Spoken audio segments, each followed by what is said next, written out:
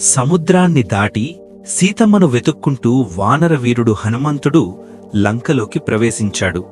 రాత్రి సమయం. అన్ని చోట్ల బంగారు గోపురాలు మెరుస్తూ రాక్షసుల నగరం గర్వంతో నిండిపోయి ఉంది. చివరకు అశోకవాటికలో దిగులుగా కన్నీళ్లు పెట్టుకుంటూ కూర్చున్న సీతమ్మను చూశాడు. హనుమంతుడు సీతమ్మ దగ్గరకు వచ్చి, అమ్మా, నేను రాముడి దూతను అని చెప్పి రాముడి ఉంగరాన్ని ఇచ్చాడు.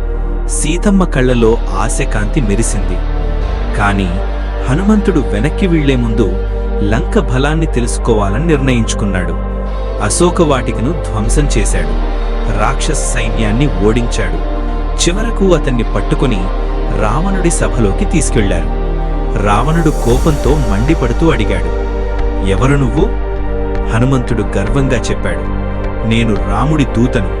నీ అహంకారం త్వరలో నాశనమవుతుంది. రావణుడు కోపంతో అతన్ని చంపమన్నాడు. కాని విభీషణుడు ఆపాడు. దూతను చంపడం రాజధర్మం కాదు.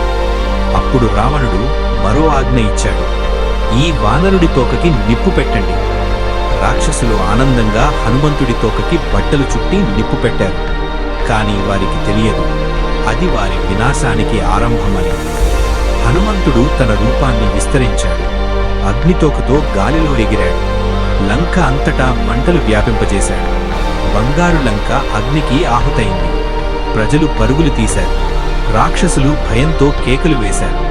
రావణుడి గర్వం క్షణాల్లో బూడిదైంది. అంతటితో ఆగలేదు. హనుమంతుడు సముద్ర తీరానికి వెళ్లి తోకకు అంటించిన మంటలను ఆర్పుకున్నాడు. తర్వాత చేతులు జోడించి అగ్నిదేవుణ్ణి ప్రార్థించాడు. సీతమ్మకు ఏమీ కాకూడదు.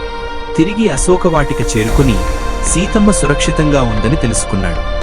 అలా ఒక వానరుడు ఒక నగరాన్ని కాల్చడమే కాదు, అహంకారాన్ని కూడా కాల్చేశాడు. లంక దహనం రామ-రావణ యుద్ధానికి నాందయింది. ధర్మం కోసం వెలిగిన ఆ అగ్ని చరిత్రలో చిరస్థాయిగా నిలిచిపోయింది.